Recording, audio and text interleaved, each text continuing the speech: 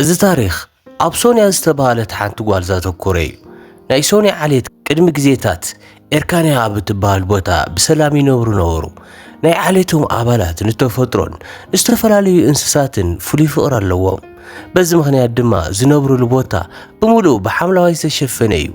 ዓበይቲ እንስሳት እውን ምስኣቶም ክነብሩ ፈቒዶምሎም እዮም። ብተጻራሪ ናይዚ ድማ ካብኦም ንእሽቶ ርሕቕ ኢሉ ዝርከብ ንጉስ ነዚ ነገር ኣይፈተዎን። እንስሳትን ተፈጥሮን ዝጸልእ ብሳይንስ ጥራሕ ዝኣመን ሓደ ክፉእ ንጉስ እዩ። እዚ ንጉስ ሶንያ እንዳረኣየቶ ቤተሰባን ደቂ ዓሌታን ብምልኦም ዝቐተለላ ክኸውን እንከሎ ሶንያ ግን ምስ ውስናት ህፃናት ናብ ጫካ ምሊጣ ብህይወት ዝተረፉ ሶንያን ውስናት ቆልዑን እዮም። ብዝሕዝን ኩነታት ግን ሶንያ ኣብዚ ሕጂ ሰዓት እቶም ቆልዑ ኣበይ ከም ዘለዎ ኣይትፈልጥን። ስለዚ ድማ ዘለዋ ካርታ ተጠቒማ ነቶም ቆልዑ ኣብ ዝተፈላለየ ቦታ ትደልዮም ኣላ። ብኻልእ ወገን ቅድሚ ዓመታት በቲ ጨካ ንጉስ ዝተጀመረ መንግስቲ ሕጂ እውን ድራጎን ብዝበሃል ሰብ እንዳተመርሐ ዝርከብ ኮይኑ ናይ ሰብ ወታደራት እንስሳት እንዳሃደኑ ምቕታልን ኣካላቶም ምቑራፅን ናይ ዕለት ዕለት ስርሖም እዩ። ኣብዚ ሕጂ ሰዓት ንድራጎን ሓያል ካብ ዝገብርዎ ነገራት ማእኸል ኣኒዥያ ዝተባሃለት ሰበይቲ እያ። ኣኒዥያ ኩሉ ግዜ ካብ ጎኑ ዘይትፍለጥ ጨካን ቀታሊት ነፍሲ ክትኸውን ከላ ንድራጎን ብህይወት ምጽናሕን ሓያልነትን ቀንዲ ምስጢር ንሳ እያ። እዚ ከምዚ ኢሉ እንከሎ ሶንያ እዞም ቀተልቲ ኣብ ጫካ እንዳተዘዋወሩ እንስሳት ኣብ ዝቐትሉ ሰዓት ሶንያ ድማ ኣብ ተመሳሳሊ ግዜ የዕርኽታ ትደሊ ስለ ዝነበረት ክፍኣቶም ክሳብ ሕጂ ከም ዘሎ ተዓዚባ ኣላ።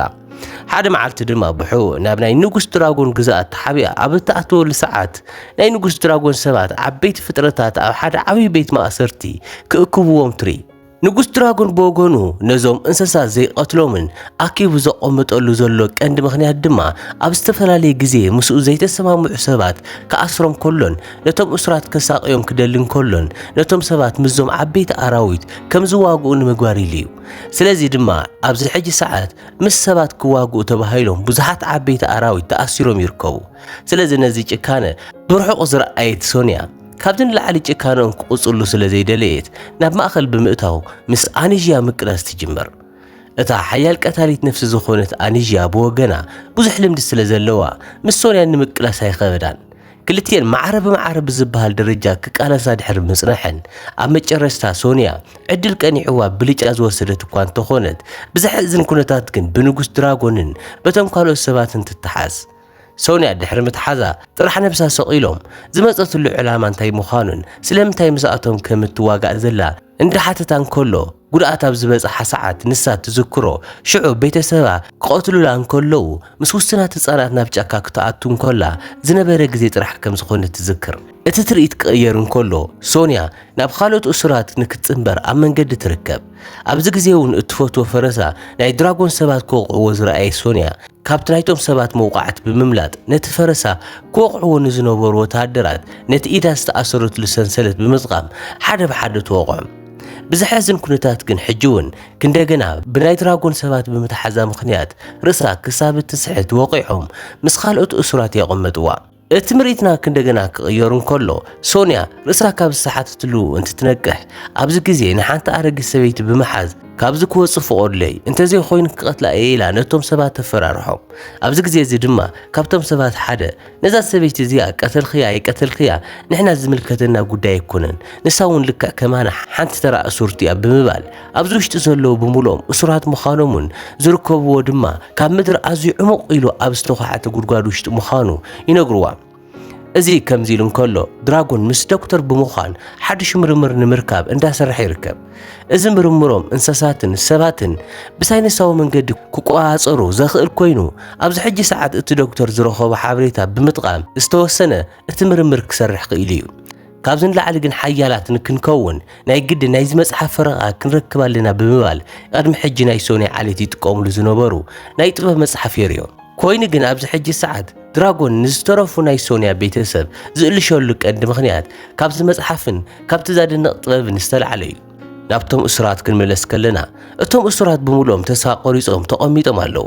ኮይኑ ግን ኣብዚ ግዜ እዚ ሶንያ ካብ ዘለውዎ ዓሚቕ ጉድጓድ ንምውፃእ ትፈታትን ዝነበረት ኮይና ኣብ መጨረሽታ ጫፍ ወጽያ ክሳበት ተርእዮም ኩሎም ከም ጽልል ተቆጺሮም ነይሮም ሶንያ ግን ብዝገርም ሁነታት ነዚ ኣሳኺዓ ጫፍ ክትወጽእ እኳ እንተኸኣለት ኣብ ላዕሊ ነቲ ቦታ ዝሕሉ ዝነበሩ ሓለውቲ ብምህላዎም ምኽንያት ክንደገና ተታሒዛ ናብቲ ጉድጓድ ኣትያ ክትምለስ እንከላ ግን እቶም እሱራት ብዛዕባ ሕጊ ናይቲ ቦታ ይነግርዋ ኣብዚ ውሽጢ ዘለዉ መብዛሕትኦም ሰባት ዝሰረቁን ጥፋት ዘጥፍኡን ሰባት እዮም ስለዚ ብሕጊ ንጉስ ድራጎን መሰረት ካብዚ ንምውፃእ ምስ ዓበይቲ ኣራዊት ምቅላስን ምስዓርን ይድለ ካብኡ ወፃኢ ግን ንስኺ ከም እትብልዮ ተንጠልጢልኻ ወይ ንዓዓቶም ተቃሊስካ ምምላጥ ኣይከኣልን ብምባል ዘለዎም ኣማራፂ ድራጎን ቅድሚ ሕጂ ከኣስሮም ዝረኣናዮም ግዙፋት ኣራዊት ምቅላስ ከም ዝኾነ ይነግርዋ እዚ ከምዚ ኢሉ እንከሎ ኦስን ዝተባሃለ ካብቶም እሱራት ሓደ ሰብ ምስ ሶንያ ብጣዕሚ ይቀራረቡ ኦስን ብዙሕ ግዜ ተኣሲሩ ዝፈልጥ ሰብ ኮይኑ ሓንቲ መዓልቲ እኳ በቶም ኣራዊት ተሳዒረ ይፈልጥን ስለዚ ከመይ ክትቃለስ ከም ዘለዋን በቶም ኣራዊት ካብ ምብላዕ ወይ ድማ ካብቲ ዓብይ ገደል ካብ ምድርባይ ከመይ ርእሳ ከም እትሕሉ የምህራ ነበረ እቲ ትርኢት ክቕየር እንከሎ እሱራት ኣብዚ ሕጂ ሰዓት ምስቶም ኣራዊት ዝዋጉሉ ሰዓት በፂሑ እዩ ኣብዚ ግዜ ኩሎም ጽቡቕ ዝኾነ ናይ ኩናት መሳርሒ ዝተዓጠቑ ክኾኑ እንከለዉ ኣብቲ ቦታ ጀማሪ ዝኾነትን ኣብ ልዕሊኡ ትምክሕተኛ ዝኾነትን ሶንያ ግን ዝተዋሃባ ናይ ዕንፀይቲ ሰይፍ ኮይኑ ዋልታ እውን ከምኡ ተራ ዕንፀይቲ ነይሩ ግን ሶንያ ዋላ እኳ ዘይረብሕ መሳርሒ እንተተዋሃባ ኣብ መጨረሻ እቲ ፀወታ ብሂወት ዝተረፉ ንሳን ፒትራን ጥራሕ እዮም ኣብቲ ፀወታ ድማ ክልተ ተዓዋቲ ኩሉ ስለ ዘይከኣል ናይ ግድን ሓዲኦም ንሓዲኦም ክቐትሉ ስለ ዘለዎም ሶንያ ንፒትራ ክትቀትላ ትእዛዝ ይወሃባ ሶንያ ግን ነዚ ሓሳብ ዘይተቐበለቶን ናይቲ ንጉስ ሓሳብ ኣብ እትቃወመሉ ሰዓት ካብቶም ወታደራት ንጉስ ሓደ ንፒትራ ብቐስቲ ዝቐተላ ክኸውን እንከሎ ንሶንያ እውን ከጥቅዕዋ ብዙሓት ወታደራት ናብ ውሽጢ ይለኣኹ ሶንያ ግን ክትቀትል ዘይትደሊ ንጹሃን እምበር ንዓ ክቀትልዋ ዝመፁ ሰባት ምቅላስ ዋላ ሓደ ጸገም የብላን ብድራጎን ዝሰላእኹ ነፍሲ ወከፍ ወታደራት ቀቲላ ዝወደአት ኮይና እዚ ጥበባ ንመላእ ናይቲ ከባቢ ነበርትን ንንጉስ ድራጎንን ከይተረፈ ኣገሪሞም እዩ እቲ ትርኢት ክቕየር እንከሎ እሱራት ክንደገና ናብቲ ዝእሰሩሉ ጉድጓድ መፂኦም ኣለዉ ሕጂ ንጉስ ድራጎን ብርእሱ ክቆሃፀሮ ዝኽእል ናይ ኣራዊት ቴክኖሎጂ እንዳሰርሐ ስለ ዝርከብ ነዚ ክሳብ ዝምክረሎም ማንም ሰብ እንተሰዓረ እኳ ነፃ ክወፅእ ኣይኽእልን እዚ ከምዚ ኢሉ እንከሎ እቲ ዶክተር ዘለዎ ፍልጠት ብምሉእ ተጠቒሙ ኣራዊት ከመይ ክቆሃፀር ከም ዝከኣል ዘገርም ምርምር ሰሪሑ ርእይዎ እዩ ግን ድራጎን ንኣራዊት ጥራሕ ዘይኮነስ ናይ ሰባት ኣእምሮ እውን ክቆሃፀር ስለ ዝደሊ ነዚ ንምግባር ግን ዶክተር ግዴታ ናይ ሶንያ ዓሌት መጽሓፍ ፈረቓ ከም ዘድሊ ይነግሮም ሽዑ ድራጎን ንሶንያ ናብ ማእኸል ብምእታው ናይዚ መጽሓፍ ፈረቓበይ ከም ዘሎ ትፈልጥ እንተኾይና ይሓታሞ ሶንያ ብህፃንነታ ነዚ መጽሓፍ ቤተሰባን ናይቲ ከባቢ ሰባትን ይጥቀምሉ ከም ዝነበሩን ኮይኑ ግን እዚ ጥበብ እዚ ንኸምዚ ዓይነት ክፉእ ንጉስ ኣይግብኦን ብምባል ንሕቶታቱ ሓንቲ መልሲ ይሃበቶን በዚ ዝሓረቀ ንጉስ ድራጎን ድማ ብዘይ ፕሮግራም ምንም ከይተዳለወት ብለይቲ ምስ ኣራዊት ካዋግኦም ይደሊ ነዚ ቪድዮ ክሳብ ሕጂ ትርእይዎ እንተሊኹም እቲ ፊልም ተመችኩም ኣሎ ማለት እዩ ስለዚ ነዚ ቪድዮ ላይክ ነዚ ቻነል ድማ ሳብስክራይብ ብምግባር ንዓይ እውን ምሕጋዝ ኣይትረስዑ ኣብዚ ሕጂ ዝግበር ዘሎ ባእሲ ሶንያ ክትካተት ኣይትድለን ናይዚ ቀንዲ ምኽንያቱ ድማ ንጉስ ድራጎን ንሳ እንተላ ኩሉ ግዜ ከም እተሸንፍ ስለ ዝፈልጥ ንሳ ኣብ ዘይላትሉ ግዜ ኣባላታ ንምቕታል እዩ ኣብቲ በኣስ ሰዓት ድማ ካብቲ ኣራዊት ብተወሳኺ ብዙሓት ወታደራት ብፈረስ ናብ ማእኸል ኣትዮም ዝነበሩ ኮይኖም ሶንያ እውን እንተኾነ ነዚ ውድድር ንምስታፍ ጽቡቕ ዝኾነ ናይ ዕጥቂ ክዳን ብምኽዳንን ጽኑዕ ዝኾነ ናይ ሓፂን በትር ብምሓዝን ናብ ማእኸል ሜዳ መፂኣ ኣላ ነዚ ዝተዓዘበ ንጉስ ድራጎን እውን እቲ እትፈልጦ ምስጢር እንተተዛሪባ ንዕርኽታ ብምልኦም ብሂወት ከም ዝለቆም ተዛሪቡ ዘይትዛረብ እንተኾይና ግን እዞም ኩሎም ዝኸበብዎም ወታደራት ሓደ ብሓደ ነቶም ኣባላታ ክቐትልዎም ከም ዝኾኑ ይዛረባ ምናልባት ንዓዓቶም ተሲዒርክ ድማ እንሆ ብሪሞት ዝቋፀሩ እዚ ዝመስል ኣራዊት ኣለኒ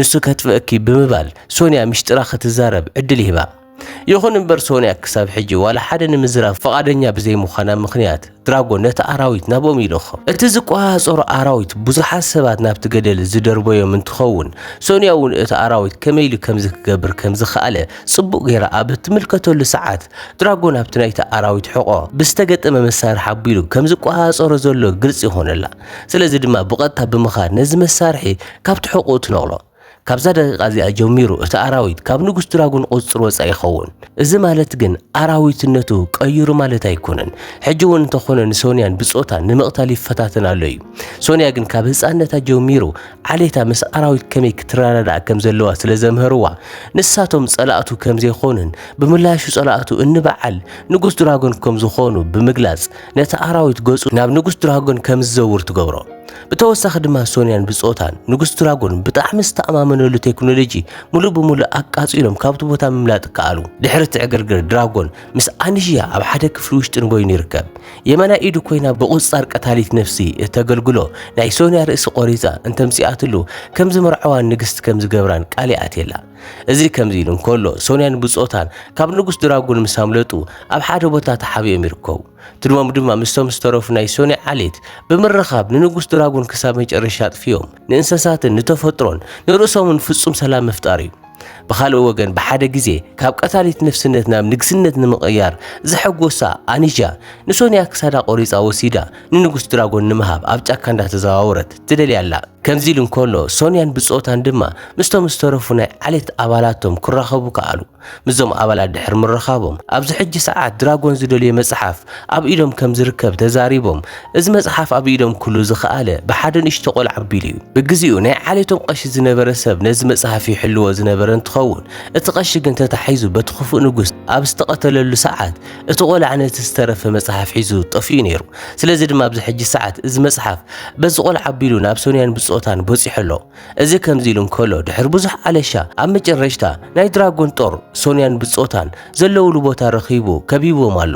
ንዓኣቶም እውን ካብ ኩሉ ኣንፈት ሓዊ እንዳደርበዩ የሳቂዎም ዝነበሩ ኮይኖም ናይ ሶንያ ክሳድ ቆሪፃ እንተምፅኣ ንግስቲ ክትከውን ቃል ዝተኣተወላ ኣንዣ እውን ሽዑ ምስ ሶንያ ንበይነን ይቃለሳ ነበራ።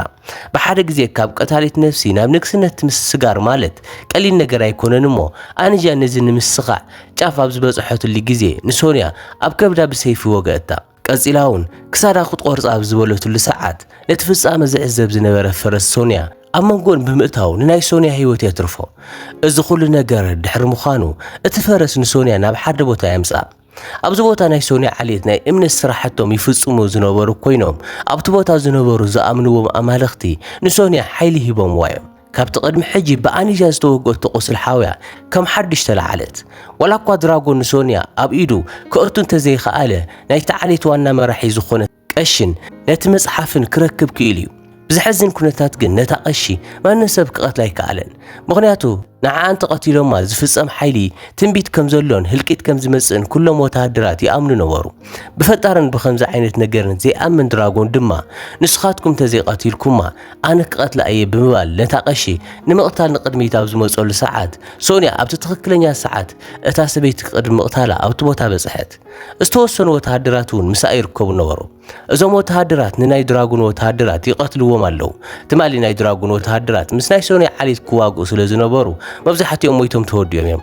ስለዚ ናይ ድራጎን ወታሃደራት ምምንማን ንሶንያን ብጾታን ጽቡቕ ዕድል ዝሃቦም ክኸውን እንከሎ ኣብ ልዕሊኡ በቶም ኣማልኽቲ ከም ሓድሽ ዝተቐበአትን ዝተወለደትን ሶንያ እውን ሓያል በትሪ ሒዛ ንነፍሲ ወከፎም ትቐትሎም ኣላ።